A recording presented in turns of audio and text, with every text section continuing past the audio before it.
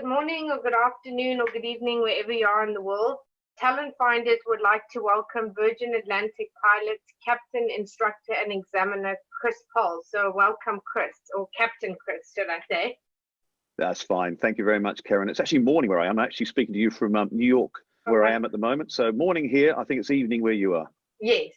So, Chris, firstly, I want to congratulate you on all your achievements. So can you share with us how your career started and what inspired you to become a pilot and your journey to becoming a captain, instructor, and examiner for Virgin Atlantic? Okay, how long's this podcast got? Because it's a long old story. I've been flying now for as much time as you need. I've been flying now for 39 years. I'm 57 years of age. I started when I was 18, and I was that 12-year-old kid who got pushed into the cockpit by his dad. I didn't even know what the cockpit was. We were going on a family holiday. I think it was the first time I'd ever been on an airplane, and it was on a Trans-Australian Airways, if you got my accent yet, Trans-Australian Airways 727 from Melbourne up to Queensland, the Gold Coast, to visit my Auntie Wendy and Uncle Fred on a family holiday. My dad pushed me up to the flight attendant and said, "Oh, my son Christopher wants to see the flight deck." So next thing I knew, I was sitting in the cockpit of a 727. The flight engineer, which was opposite me, strapped me into the jump seat behind the captain. Next thing I knew, I was in there for takeoff. We took off. As we rotated up into the sky, I was completely mesmerized. It was just awe-inspiring. I just didn't know what was happening to me. And after the pilots had done their checks, they turned around at me and they said, "So what do you think of that?" And I was just open mouth, dumbstruck. And I said, "Wow." As a 12-year-old boy, I said, "Is this your job?" And they all laughed at me, which didn't help my my innocence or shyness. And so they're laughing at me. And I said, "Really, is this your job?" And they said, "Yeah, this is what we do for a living." I said, "So you're pilots?" And they went, "Yeah, that's what pilots do." And from that moment on, I thought, I want to do that. I really want to do that. I can't remember anything about that family holiday from that moment on. All I knew is I wanted to be an airline pilot. I want to be like these guys because it was like the coolest thing that I'd ever experienced. And I thought, if I could do that for a living, that would be amazing. I don't come from a family of pilots. I mean, a lot of pilots that I fly with, their parents, uncles, brothers, or somebody in the family's related to flying. My dad's a builder, still is a builder. He's 82 years old. He still works on building sites every day now. He loves to go to work. But he was a builder. He didn't have the money to help me with the flying, but he gave me the incentives to actually go out and earn money. So from the age of 10, there's all you young people out there watching or listening. From the age of 10, I had 3 paper rounds. From 12, I was pushing trolleys at the local supermarket and filling up the dairy case. And by the time I was 18, I had half the money I required or needed to become an airline pilot or do the course. So during school, I worked hard in school. I made sure I passed in maths, physics, English, obviously, and the subjects that I needed to get into flying, or the subjects that would help me to get into flying. And then I embarked on a career. At 18, I started my flying lessons. At 19, I was a commercial pilot.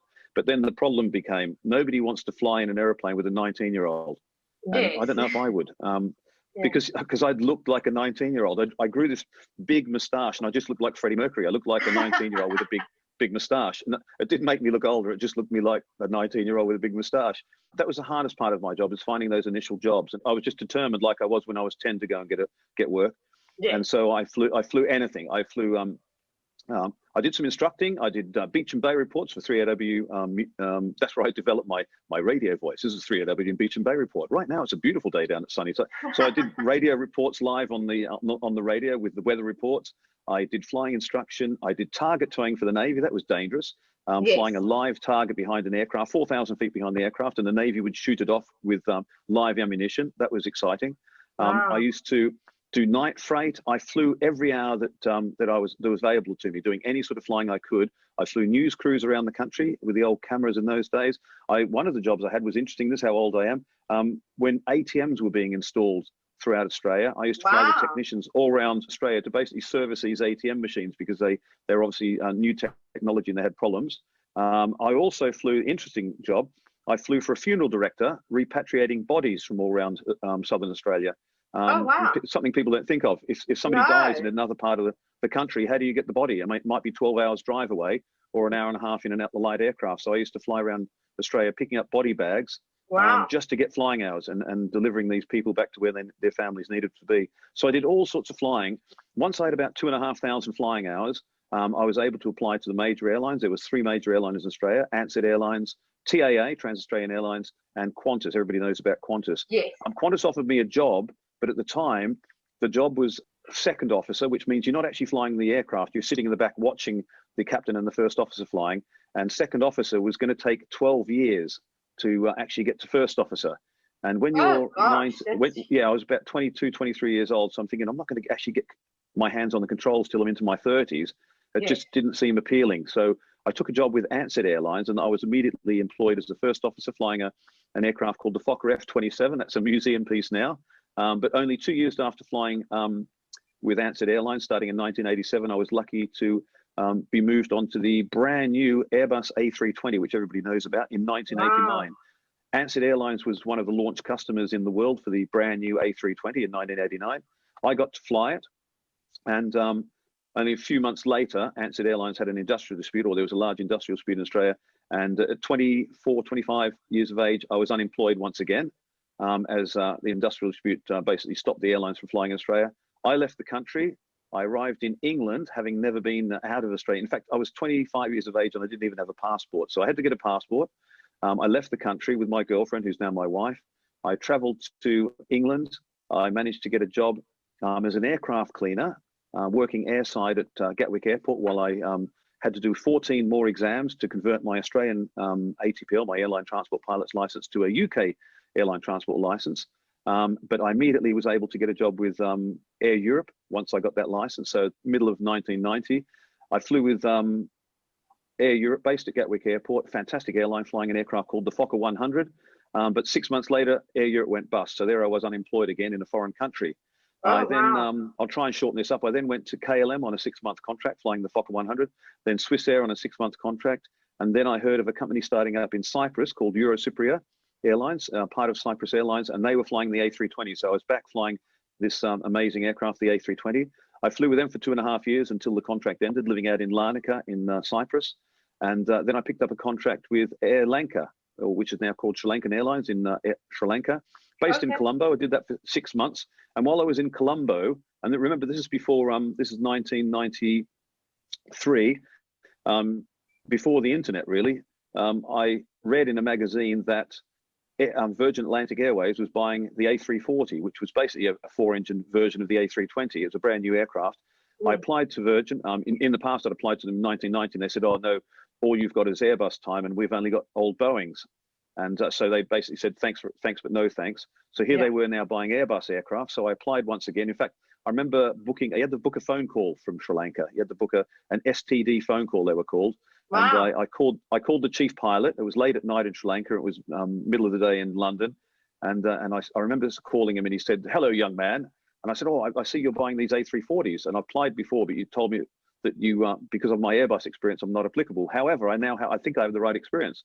And I remember him saying, he says, well, you better come and see us then. And I said, okay, I'm in Sri Lanka. Can you be here on Thursday? This was on a Monday. Wow. And I made sure I was there on the Thursday. So I had the interview on the Thursday, and I started with Virgin the following Monday. I was sent out to Miami. I met Richard Branson out there, by the way, but I was sent out to Miami.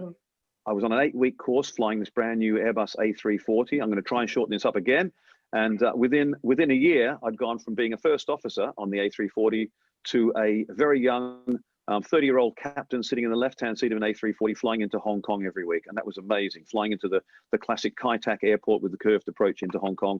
And I was doing that at 30 years of age. And so it's been an up and down career, but it's always been something that I've just dedicated myself to it. You know, dogged determination, I think, is what I need, what you need to be resilient in this aviation industry. Absolutely. And also you really have to have a passion, which you obviously have a huge passion for flying and, you know, for the airline and aviation industry. So that's amazing. So you're also arguably one of the best content creators in the business from an airline pilot's perspective. So how did this come about, and what was the motivation, or was this something that just grew organically for you? I remember in August 2019, I was at home. I live in Southwest France, and my daughter was doing one of the things that only teenage girls can do. She was chatting to her mum. She was talking to me as well, and she was flicking around with her phone. I said, "What are you doing there?" It was like she was fidgeting, and I said, "What are you doing?" She said, "I'm on the gram." I said, "The gram? What's a gram?" She said, "The Instagram." And I went, "Oh, yeah, I've heard of that. What is it?" And she showed me, and it was pictures of young girls and fashion and handbags and shoes. And I went, "Well, I'm not interested in that." She said, no, it's got all sorts of other things on there. Watch, I'll show you.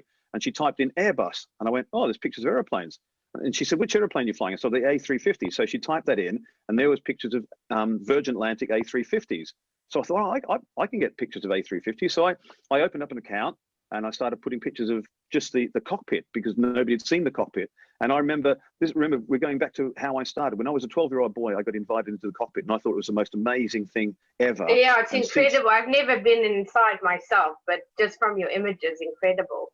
Well, up to 2001, before September the 11th, we used to regularly invite people into the cockpit. We'd always invite kids into the cockpit, and the parents would come along for a look as well. We have all the celebrities used to come into the cockpit in Virgin Atlantic.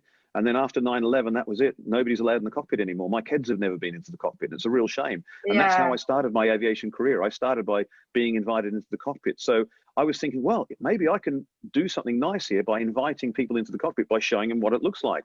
And so I started setting about just saying, this is what we do for a living. This is what the cockpit looks like. This is what we do. And I've just been writing little posts and stories, and some people just look at the pictures, some people read the posts. And I've sort of like worked out over the past couple of years, or nearly a couple of years, 18 months now, what people generally like. And the thing that happened is I was just posting a few pictures, and the plane spotters were posting me their pictures from the outside, and I was sticking them online. And I think at the end of 2019, or when the pandemic started, start of 2020, I probably had about 2,000 followers. And that was really cool. I thought that was amazing, because my kids had, like, you know, a couple of hundred followers, and here's dad with 2,000 followers, and it was like a big deal. And then when the pandemic hit, I thought, do you know what?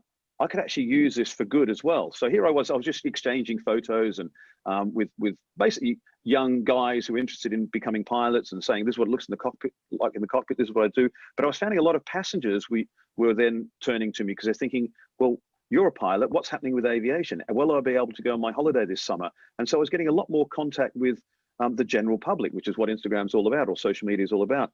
So then I started putting what I knew, which is, we've grounded our 4-engine fleet. We're now going to continue flying the A350 and the the 787. And we're now doing cargo operations. And basically, I've been almost like a news service on social media, telling people what Virgin Atlantic's actually doing.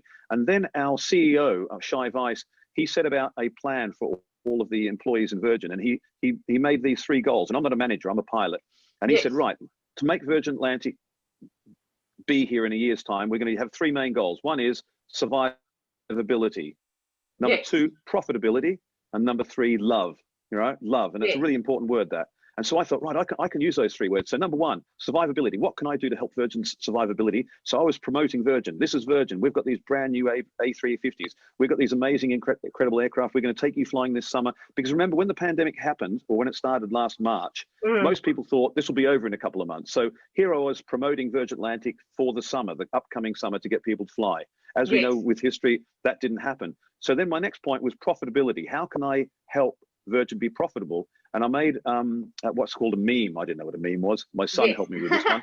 A meme of me holding up a sign with my uniform on, with a cardboard sign above my head saying, buy airline tickets like you bought toilet paper. It was like an out-of-work pilot with a cardboard sign saying, you know, feed me. But it was basically what the message I was saying was, aviation needs you. We need you to trust aviation, and we need you to buy airline tickets like you bought toilet paper during the pandemic, to prove that you want to go somewhere. And if we know that you want to go somewhere, we'll have the airplanes ready to take you there. And that's the message I was sending by that. And it resonated throughout the world. I was contacted by Fox News, CNN, Australian news networks, a load of Brazilian news networks, from Germany, from South Africa. It was completely worldwide. It was millions of people. And what was quite funny, it was one of those little memes that people send around on their telephones. And somebody sent it to me. A few people sent it to me, said, have you seen this guy? And I went, that's me. It was incredible how it was just going around the world. And it's still applicable today. So that the message is, please go and buy airline tickets like you bought toilet paper. And the third thing, the most important thing, the love, right? So Shai Weiss talked about love.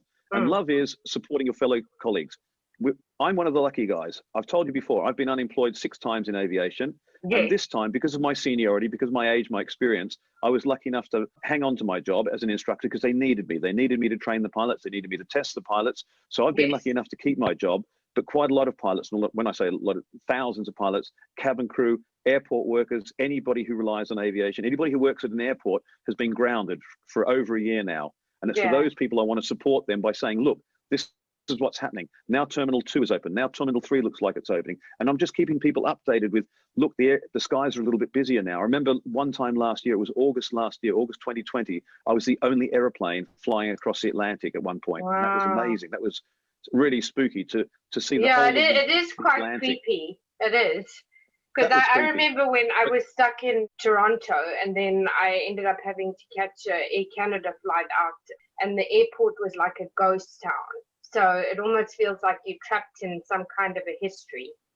It was really weird. I mean, even over the last few months, walking through Terminal 3, where we do our cargo operations from, it still looks like something out of a movie scene. It just doesn't look right. However, the good news is I was there this week, and little things like the W.H. Smiths, the news agents, they were stocking up the shelves in there, and Boots were putting things on the shelves. So they're sort of like getting ready. They're starting to get ready again to reopen. And it's only small seeds, but there's somebody there who's got their job back. And that's what I'm trying to report on, that people need their job back. People need aviation. It's not pilots and cabin crew. It's everybody else related to aviation, travel and tourism. And those people, they're starting to get bookings now. I've got friends in the travel industry, and they say that bookings are starting to pick up now. So it's all good news. It's very good news.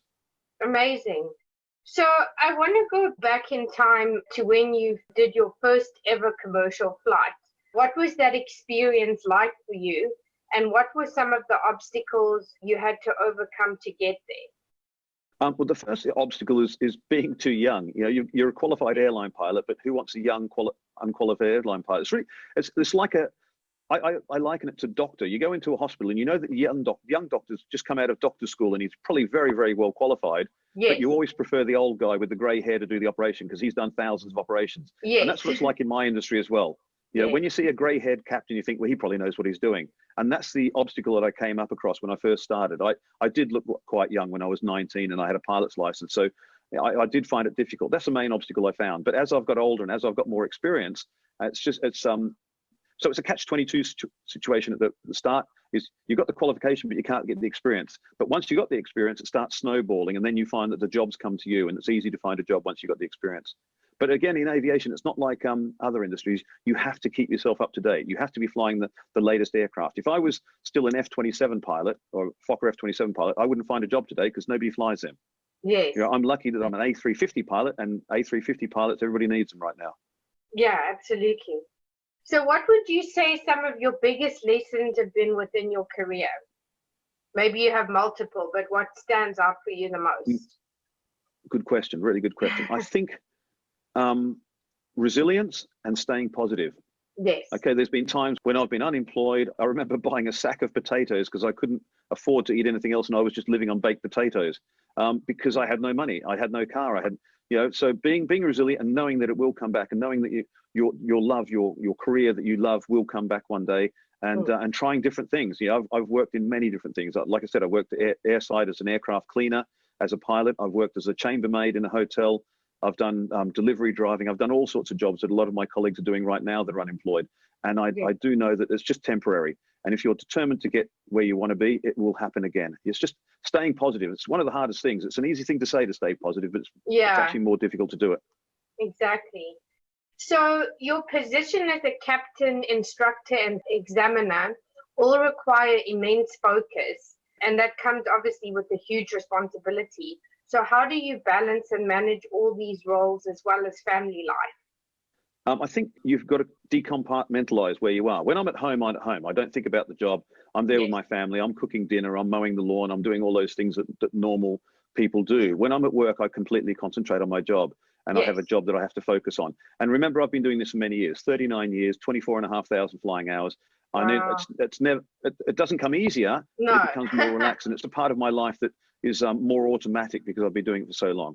You know, I have the capacity to concentrate on other things, which is watching other pilots and making sure they're doing it properly. And that's why I'm always training and examining, because I have the capacity to do that, because the flying is not that difficult for me. The actual flying skills isn't that difficult. So I've got the capacity to do that. So I suppose that's where you get the responsibility of the job. Yeah, it's always responsible, but it's never got any less. It's never got any more. It's just a responsible job, and I'm up to the task. Amazing. So I want to talk about leadership and your role as a captain and your leadership role. What do you believe makes you a great leader in all roles? And can you give us some examples in your career? Okay, leadership, because that's your thing. We want to talk about leadership. Yeah. The most important is leading by example. Again, it's another cliche, leading by example, but you have to earn respect. You can't demand respect. Just because you've got 4 stripes on your shoulders doesn't mean that you're important, right? Yes. You are that young kid from Australia who was a bush pilot, who did beach and bay reports, used to fly targets, used to do all sorts of menial tasks, worked as a chambermaid, worked airside at the airport as an aircraft cleaner. You've got to use your empathy to remember what it was like for you. And so when you meet somebody for the first time, a pilot, they look at you as the old grey-haired experienced guy, and they're a little bit intimidated and they're a bit nervous. And you've got to Yes. break down that problem. You've got to break down that communication by saying, "Hi, what's your background?" And I normally start out when I meet somebody for the first time, I want to know their bio. I sit there Yes. and say, right, so when did you start flying? Where have you come from? What's tell me about your family. And it doesn't take long. It takes minutes to find out. And that relaxes them as well, because everybody likes talking about themselves as well. And everybody likes to share their story. So I think for me with leadership, when I meet people, I like to ask about themselves and ask them how they've managed to get from where they are now, or sorry, where they came from to where they are now. And Yes. I think that's the best way to lead people, to know about them and know where they're coming from and have that empathy. Absolutely. So you fly for one of the best airlines, Virgin Atlantic. So what do you believe makes Virgin Atlantic's brand so unique and special to fly for? And what do you believe separates the airline from other competitors? I think it comes from the man at the top, Sir Richard Branson. Yeah. He's always been about the people, and he's always talked about the people.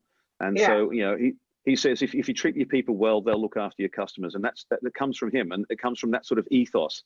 And yes. We have created what we call the Virgin family, and we all care about each other, and Yes. we all look after each other. And it's been like that since day one. It's been like that since I've been in the airline. And that's just how the airline runs. We're a smaller airline. When we tell people, how big is Virgin compared to British Airways, people will say, oh, they're about the same size, aren't they? No, we're a much smaller airline, but we're big. We're big because we're big in brand, and that's where we win, I think. And also, when people get on an aircraft, they get flown from A to B, but we provide a whole experience. At Virgin Atlantic, you do feel like the people really love what they're doing, and that's where this whole thing about love comes in again, as Shai Weiss said. People love to work for Virgin, and we want to become the most loved company in the industry. Yeah, well, I can vouch for that, because I must say Virgin is one of my favorite airlines, because every time I fly, you don't feel like just another number. You really Absolutely. do get made to feel like, whether you're flying economy or whether you're flying premium economy or anything else, you're treated very well. So I can vouch You get to for be made that. special. Everybody's special on an airplane. Like you said, Yeah. It doesn't matter what end of the airplane you're sitting in. The cabin crew, I love our cabin crew. They'll come through and they'll talk to you, because everybody's got an adventure. Everybody's got a story. Why are you traveling? Are you going to see your mum? Are you going for business? Are you going for a holiday? And our cabin crew will come through and have a chat to you about that. And it's nice. Yeah, absolutely. So the aviation industry is highly competitive and also comes with a huge responsibility, being part of a massive team, making sure you're all working behind the scenes to make the entire process work. And often those individuals are not always highlighted. So can you share with us more about this, and why is it so important for you to use your social media platform to highlight these people and educate the public for those who follow you? Actually, it's interesting. Yeah, I have been doing that. I've been highlighting people who work behind the scenes, and everybody who works behind the scenes, because we're all part of the team. I mean, the airplane doesn't get airborne by the pilot pulling back on the stick.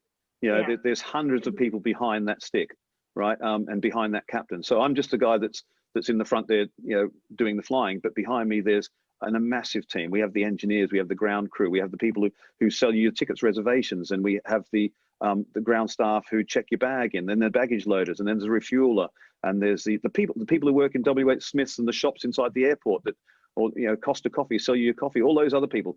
Yeah. Everybody who relies on aviation is part of getting that aircraft airborne. It sounds silly, but it's true. We all rely on each other, and also it's a safety issue as well. I rely on the people that sign the documents to say the aircraft is safe for me to fly. I do an inspection, the other pilots do an inspection, but we all rely on each other. We do checks in the simulator. I spend a lot of my time checking pilots in the simulator, and sometimes it thinks like we are overdoing it, but you cannot overdo safety. You know, we're No. always training and checking in the simulator just to make sure that we are 100% as safe as we possibly can be. But that doesn't happen with one person. It's all the people behind me. I think I even did a post recently about a ground engineer working over in Germany who's looking after one of our A330 aircraft, which is parked up at the moment. So there's all that maintenance jobs being done at the moment on aircraft that aren't flying, but they're being maintained, ready to be 100% safe for us to fly when we get those aircraft flying. So, I mean, I couldn't tell you a number, hundreds or probably thousands of people that are required to get one aircraft airborne. Yeah, no, absolutely. So you have for decades been flying. What is it like for you each time you fly? Do you get nervous every time, or is it more exciting than the last flight?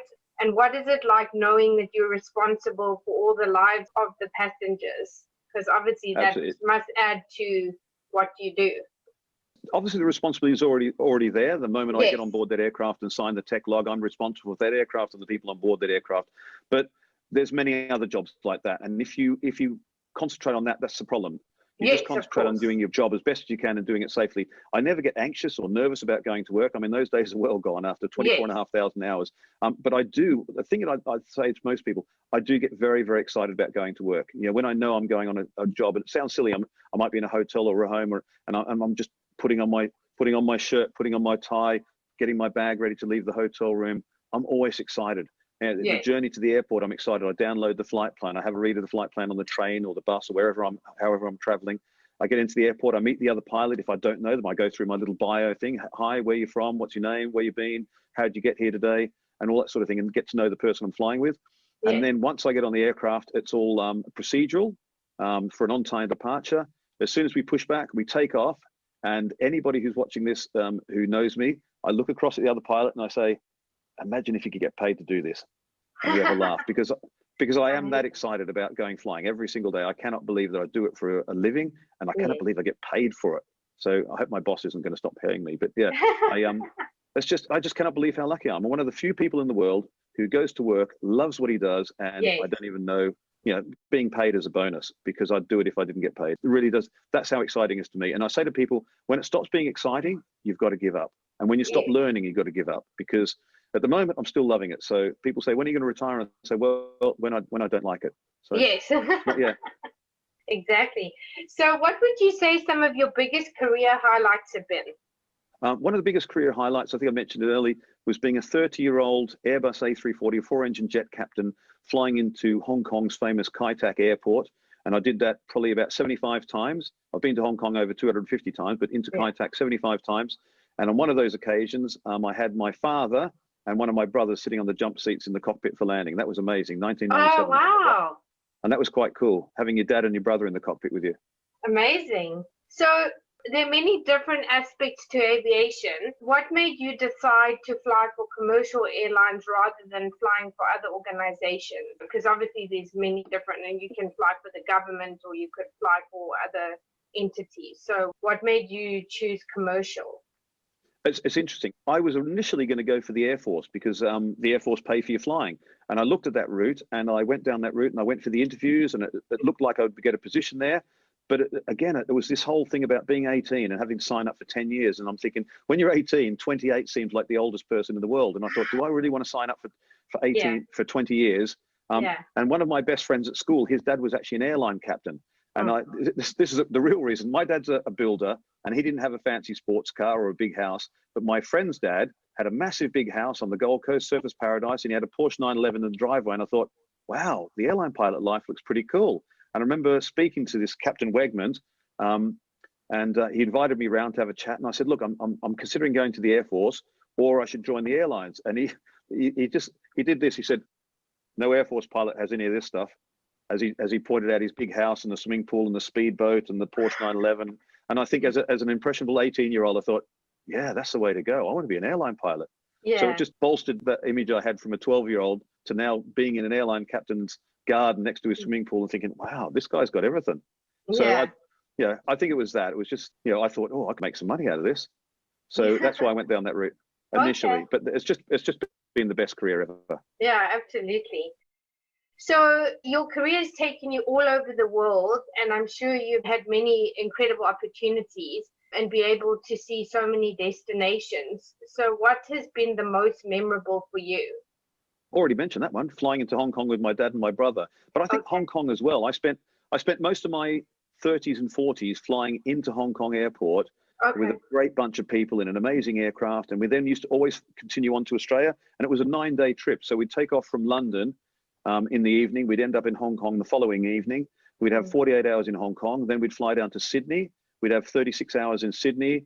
And then we'd fly back to Hong Kong for another 48 hours and then back to London. It was 9 days in total with 15 Wow. people. And you just got to know each other. And it was an amazing trip. And I did 1 or 2 of these a month. And it was just such an amazing experience to spend 9 days with 15 people that just like got on so well. It's like I don't know, it was just an adventure. And it was an adventure every month. It was fantastic. Amazing. So COVID-19, and we've obviously touched on that early in the conversation, but COVID-19 obviously turned our worlds inside out and upside down, and this has severely impacted the aviation industry.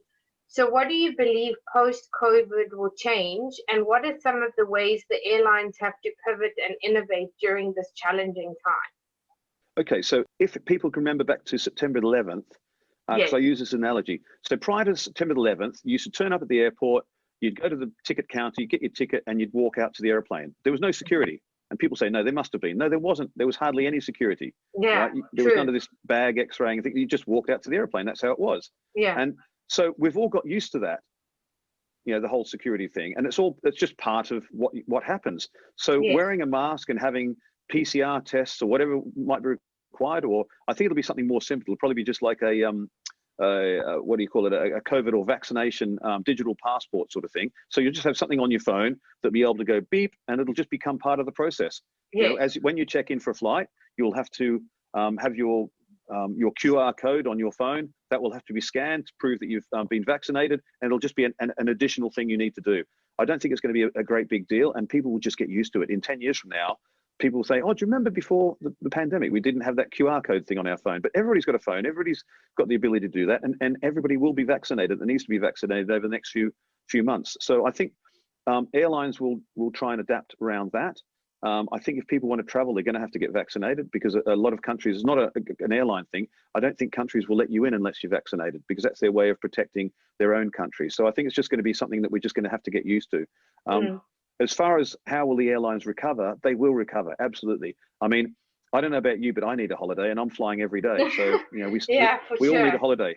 Yeah. We all need a holiday. And unless you've been working in tourism, travel, or aviation, or hospitality especially, you're probably better off than you were last year financially. A lot of people have, not had money to spend on, or had money to spend on anything. So they've got this money sitting in the bank, and they're thinking, I really need a holiday. So you'll find that once people can travel and they know they can not only travel somewhere but get back again, they will be traveling, and we've seen already our bookings. A lot of our bookings are in the front of the aircraft, in the upper class section of the aircraft, because people are spending their money. They think, right, I'm going to go on a holiday and I'm going to spend up big. I'm going to go first class, because they want to get away. They want to travel. So the tourism and travel will come back, and it'll come back quickly once people know they can get there.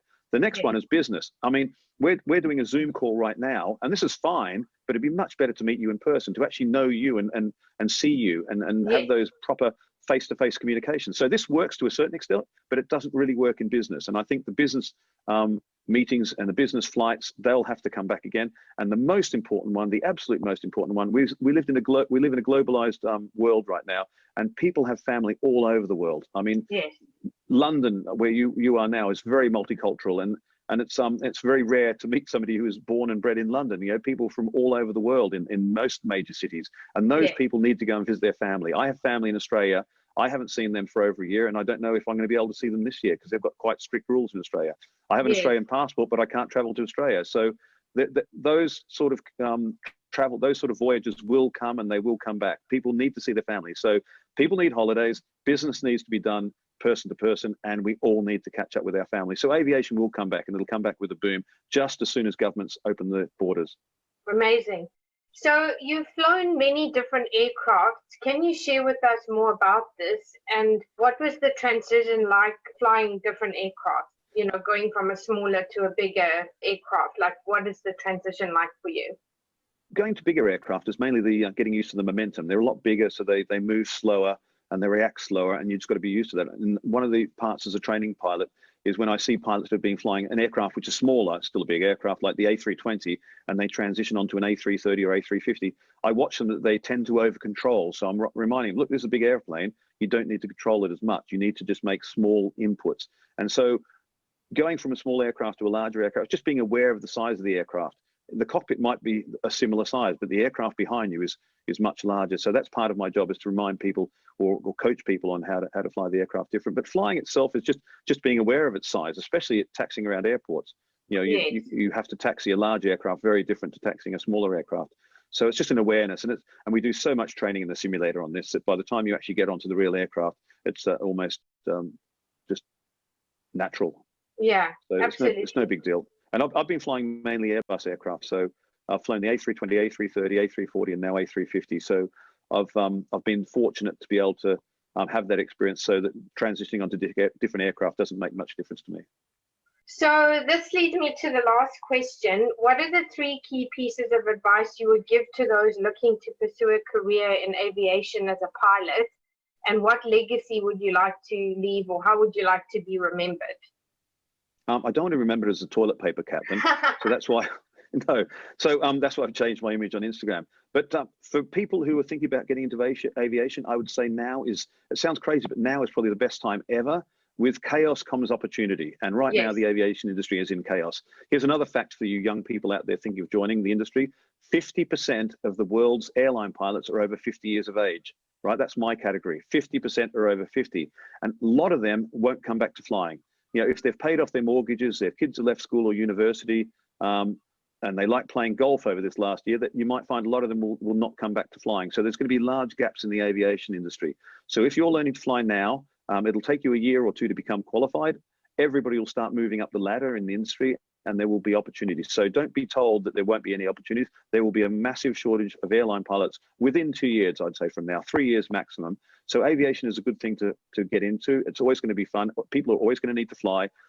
Airline manufacturers like Boeing and Airbus aren't going to stop building airplanes because of the pandemic, right? The airplanes are out there. They need to be flown. People, like I tell you, people need to fly. So aviation will pick up, it will come back, and it's a great industry. And I've done it for 39 years, and I just love every single day of it.